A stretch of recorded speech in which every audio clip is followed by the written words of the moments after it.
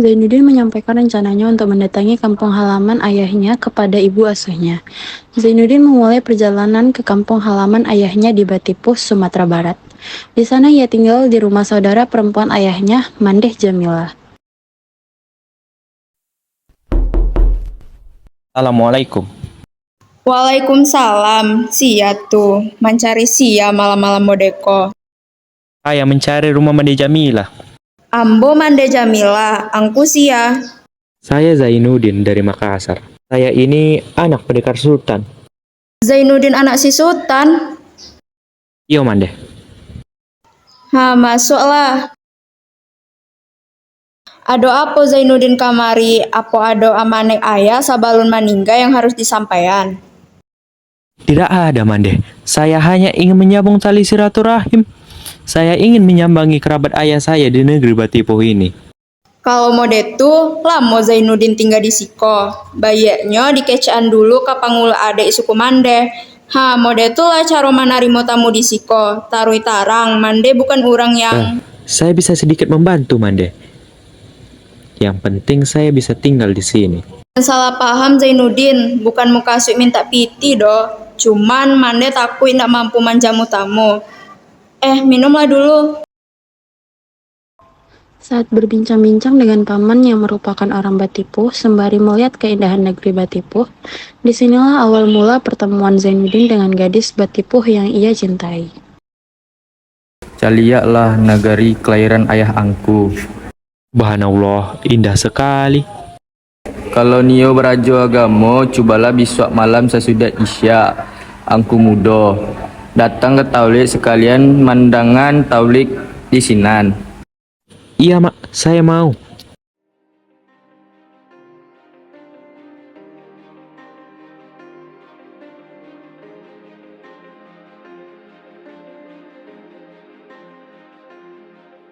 Siapa itu mak?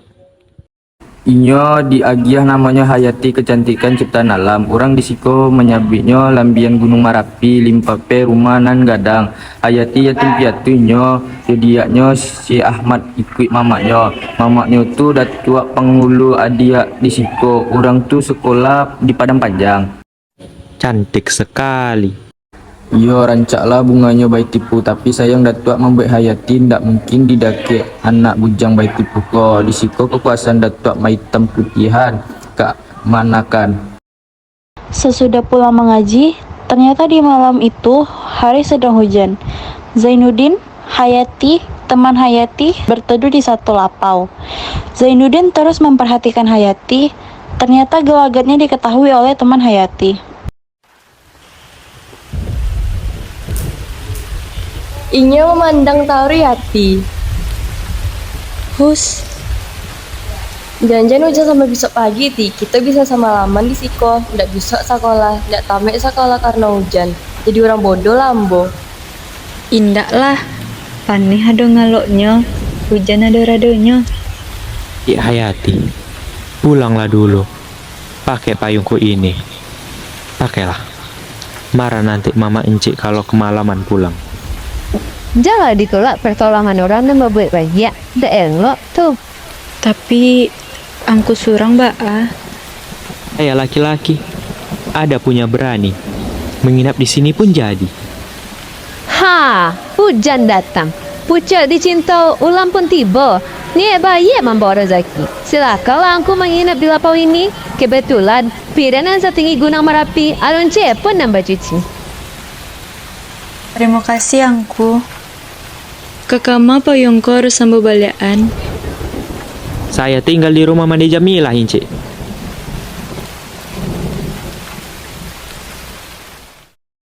Hayati, cali Zainuddin. Dari mangku. Saya dari tempatku biasa menulis. Hayati, laras duluan yo, ayah lagi nanti ama. Yo dulu lah. Ambo sebentar lagi. Angku. Mangalah sampai hariku angku nak nampak. Saya malu Hayati. Saya takut. Ndak paralu angku takut lantaran sore angku. Sore nan terame indah, menarik, dan membuka kunci pintu hati manusia. Tapi sayang, Ambo ndak bapandai taka kepandaian angku untuk membalas surat na rancak-rancak tu. Bukankah sudah kuterangkan bahwa saya tidak meminta balasan? Yang saya minta hanya satu. Jangan dikecewakan hati orang berlindung kepadamu. Hari demi hari Zainuddin dan Hayati semakin dekat. Kedekatan Hayati dan Zainuddin ternyata diketahui oleh Ninyak Mama Hayati yang membuat Mama Hayati marah dan menyuruh Zainuddin pergi dari Batipuh. Assalamualaikum. Waalaikumsalam. Alah kau tahu Hayati? Apa mak datuk? Zainuddin adalah aku suruh pai dari Batipuh. Kalau nyo ke menuntut ilmu juga, bak candu niatnya semula. Lebih rancak nyo ke Padang Panjang atau ke Bukit Tinggi saja. Inyo pun lah tahu. Apa sebab mak datuk menyuruhnya pai? Banyak pandai tanah orang ke dirinya, juga ke diri kau. Tapi hubungan kami suci mak datuk. Indak baca campur je perangai yang melanggar sopan santun. Hati! Ijan kau kuat keadaan kampuang kau jo kitab-kitab yang kau baca. Cinta hanyalah khayal dongeng dalam kitab saja. Kau limpapih rumah nang gadang. Zainuddin tidak bersuku. Malu gadang namanya. Manjatuhan nama. Marusak niniak mamak. Marusak korang kampuang. Maruntuah rumah jo tanggo. Kampuang jo ilaman. Indak kau tahu. Gunung Merapi masih tagak kokoh menjulang. Adat masih berdiri kuat. Indak lapuak di hujan. Indak lakang dek panai. Zainuddin hendak menunggu jalanan lurui. Nyo hendak mengambil hati jadi bininya. Habis hati. Urang sarupoinyo indak bisa dijadian tampik menggantungani duit. Masuk kini, kalau kau memilih laki, paralu nan jaleh asa usuanyo. Jaleh mata pancarianyo. Nan bisa menumpai duit. Kalau kau nikah jo Zainuddin, nyempang kau punya anak, kemana kau bawa kau? Sampai hati mak datuk membunuh Zainuddin je membunuh hati kemanakan datuk surang. Sesampainya di Padang Panjang, Zainuddin tinggal di rumah Bang Muluk. Di rumah Bang Muluk, Zainuddin tinggal bersama ibu Bang Muluk, paman Bang Muluk, serta Bang Muluk. Mandeh alah rundiang josi muluk lah. Muluk menampe bilak nan di belakang, nak Zainuddin yang di muko. Iya, Mandeh. Kama anak kau tu anak? Kapasalah dah nyopai, kamale nyopai, namanya juga parewa dah. Sabana paya, handoknya inyo meniru apaknyo. Abdul Bari itu orang siak, orang tak pandang di negeri iko malanyo. Nak Zainuddin, mandeh anta ke kamarnya yo. Siko.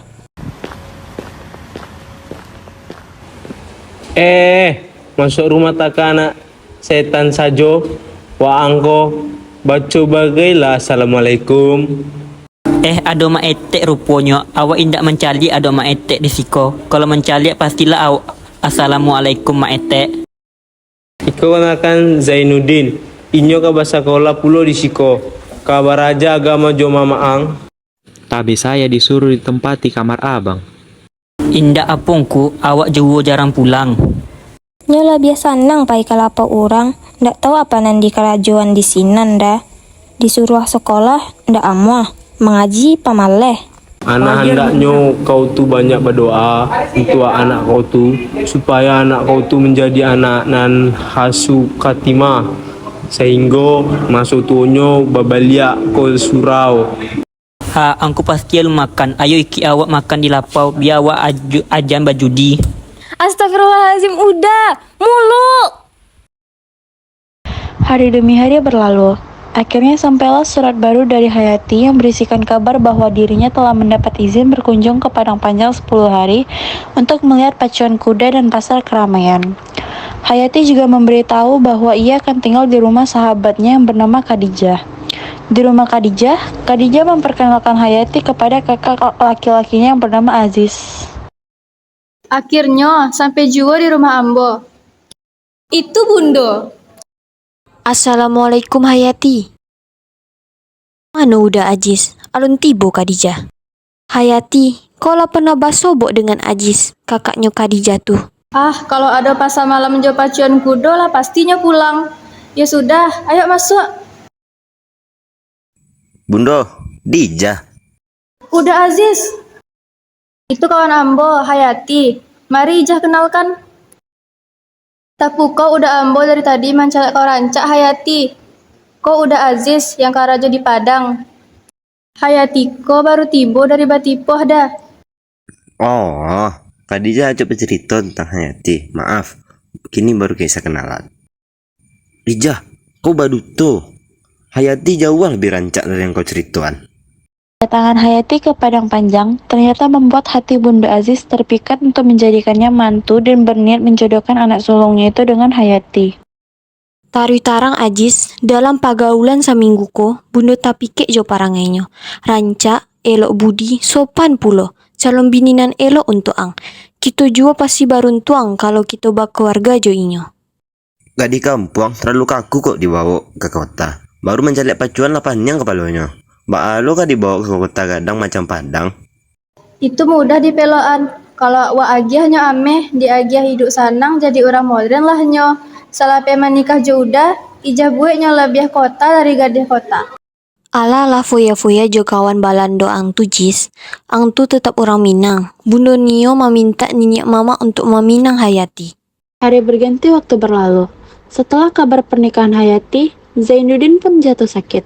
Siapapun yang masuk ke kamar dia dianggap itu Hayati yang datang untuk menepati janjinya. Kala itu seorang buaya yang datang untuk melihat keadaan Zainuddin, ia mengatakan bahwa jiwa Zainuddin yang terguncang dan menyarankan bahwa Hayati sendirilah yang harus datang supaya kesehatan Zainuddin lekas membaik. Keesokan harinya, Hayati datang ke kediaman Bang Muluk bersama suaminya Uda Aziz. Assalamualaikum. Zainuddin. Bangunlah nak. Buka mata waang tu. Coba cari ada Hayati yang datang. Rancanya Hayati seorang dan menjaganya. Mudah-mudahan nyata sadar. Angku Zainuddin. Zainuddin melihat cincin di tangan Hayati. Sudah kepunyaan orang lain. Sudah hilang dari tanganku. Haram saya menyentuh tanganmu. Pergi kau semua. Tinggalkan kau sendiri di sini. Saya tidak ada hubungan dengan orang itu. Mereka sudah putus hubungan dengan saya. Pergi, keluar. Bang Muluk mendukung Zainuddin untuk bangkit dari kekecewaannya dan melanjutkan karirnya dalam mengarang tulisan. Bang Muluk jugalah yang menemani Zainuddin pergi dari Padang Panjang untuk mengejar titik suksesnya di Batavia. Di Batavia, Zainuddin mulai merintis karirnya sebagai seorang pengarang tulisan. Sampailah pada masa Zainuddin mendapatkan tawaran untuk mengurus penerbitan surat kabar di Surabaya, di mana masa itu adalah masa jayanya Zainuddin. Tahun-tahun lamanya tidak bersua dengan Zainuddin, akhirnya Hayati bertemu dengan Zainuddin di acara opera Terosier, yang mana acara itu adalah acara yang dibuat oleh Zainuddin. Bagaimana udah dengan Angku Zainuddin? Udah bilang, udah ditipu teman kerja hingga kehabisan uang. Dan dia kasih pinjam uang. Utang judi udah yang banyak akan segera lunas. Kan ada sisanya. Tak ingatkah bagaimana dulu perlakuan kita padanya? Sekarang ia begitu baik kepada kita. Tak malukah udah meminjam uang kepada dia? Buat apa malu? Kau ini banyak bicara saja. Aziz dikejar penagih utang ke rumahnya karena hutangnya sudah sangat banyak dan jatuh tempo. Namun Aziz tak bisa membayar hutang-hutangnya karena ia sudah dipecat hingga akhirnya semua barang-barang diangkut dan disita semua. Aziz dan Hayati mendatangi kediaman Zainuddin untuk meminta pertolongan Zainuddin. Zainuddin mempersilahkan Hayati dan suaminya untuk tinggal di rumahnya. Dan ada satu syarat darinya. Ia mengatakan bahwa ruang kerjanya tak boleh dimasuki oleh siapapun. Mari Cik ikut Waden. Di sekolah Angku Zainuddin merenungkan nasibnya dan dari siko pulau lah berasal sumber kemasyurannya dalam kalangan kesusastraan bangsa kita. Kalau bilaknya mau dekor rancaknya, mangambo dilarang masuk. Ikulah sebabnya. Bang Mulu, inyo masih ingat akan ambo Bang Mulu. Ingat dan selama indak akan pernah lupa, tapi Inci Hayati yang dicintainya kini lah hilang. Indak Bang Mulu, inyo masih ada. Inyo masih ada Bang Mulu. Inci Hayati yang dicintainya lah mati. Cik Hayati menumpang di rumahnya hanyalah sahabatnya. istri pula dari sahabatnya. Sebagai orang nan budiman, aku Zainuddin menghormati Inci sebagai bini orang lain meskipun orang tu pernah menyakitinya. Aziz mengirimkan surat kepada Zainuddin dan Hayati bahwa dirinya sudah melepaskan Hayati untuk Zainuddin. Dan dengan iringan surat itu pula, kabar meninggalnya Aziz sampai kepada Hayati dan Zainuddin. Duduklah. Saya akan berkata-kata sekarang kepada Angku. Saya akan jujur kepadamu. Akan saya panggil kembali namamu, sebagaimana dahulu pernah saya panggilkan, Zainuddin. Saya sudi menanggung segenap cobaan yang menimpa diriku, asalkan kau sudi memaafkan segenap kesalahanku. Maaf, kau regas segenap puncuk pengharapanku. Kau patahkan, kau minta maaf. Mengapa kau menjawabku sekejam itu, Zainuddin? Sudah hilangkah tentang kita dari hatimu? Janganlah kau jatuhkan hukuman. Kasihanilah perempuan yang ditimpa musibah berganti-ganti ini. Demikianlah perempuan yang ia hanya ingat kekejaman orang pada diri walaupun kecil, dan dia lupa kekejaman sendiri pada orang lain padahal begitu besar. Lupakah kau di antara kita siapa yang kejam? Bukankah kau yang telah berjanji ketika saya diusir oleh ninik mamamu karena asal saya tidak tentu? Orang hina dina tidak tulen Minangkabau. Kau antarkan saya ke simpang jalan. Kau berjanji akan menunggu kedatanganku berapapun waktu lamanya. Tapi kemudian kau berpaling ke lebih kaya. Hampir saya mati menanggung cinta Hayati. Hampir 2 bulan lamanya saya tergeletak di tempat tidur. Kau jenguk saya dalam sakitmu, menunjukkan tanganmu yang telah bercincin. Saya kirimkan surat-surat meratap, menghina diri sendiri, memohon dikasihani. Tiba-tiba kau balas surat itu. Kau katakan bahwa kau miskin, saya pun miskin. Hidup tidak beruntung kalau tidak beruang. Zainuddin. Tidak Hayati, saya tidak kejam. Saya hanya menuruti katamu. Bukankah kau yang meminta dalam surat itu supaya cinta kita dihilangkan saja? Maka itu, secara seorang sahabat, bahkan secara seorang saudara, saya akan kembali memegang teguh janjiku dalam persahabatan itu, sebagaimana teguhku dalam memegang cintaku. Zainuddin. Itulah sebagai seorang sahabat pula, kau akan kulepas ke kampungmu, ke tanah Minangkabau, tanah yang kaya raya, yang beradat berlembaga. Ongkos pulangmu akan saya beri. Demikian peluang yang kalau perlu dan kalau saya masih hidup sebelum kau dapatkan suami lagi, insya Allah kehidupan di kampungmu saya akan bantu. Tidak, saya tidak akan pulang. Saya akan tetap di sini bersamamu. Biar saya kau hinakan, biar saya kau panas sebagai babu yang hina. Saya tak butuh uang berapapun banyaknya. Saya butuh dekat dengan kau, Zainuddin. Tidak, pantang pisang berbuah 2 kali. Pantang pemuda makan sisanya. Kau mesti pulang kembali ke Padang. Bang Muluk akan mengurus semuanya. Saya tidak bisa mengantar. Saya harus malam menginap di sana, ada urusan. Jikalau sudah sampai, sampaikan salamku kepada Engku Datuk. Bang Muluk mengantarkan Hayati ke pelabuhan dan juga menitipkan surat kepada Bang Muluk yang dimana surat itu bertujuan untuk Zainuddin. Setelah membaca surat dari Hayati, bergegas Zainuddin meminta Bang Muluk untuk kembali memesan tiket untuknya dan Hayati untuk kembali ke Surabaya. Tetapi sebelum menjemput Hayati, dia mendapat kabar bahwa kapal yang ditumpangi oleh Hayati tenggelam. Ia bergegas pergi ke tempat korban-korban di kapal itu diotopsi. Namun sayangnya, beribu sayang, Hayati yang akan diajak Zainuddin kembali telah meninggalkannya untuk selamanya. Zainuddin, waktuku telah dekat. Biarlah aku lihat wajahmu untuk terakhir kalinya. Tidak Hayati, tidak. Bacakan 2 kalimat suci di telingaku, Zainuddin. Biar hati kita dirahmati Tuhan. Bacakanlah.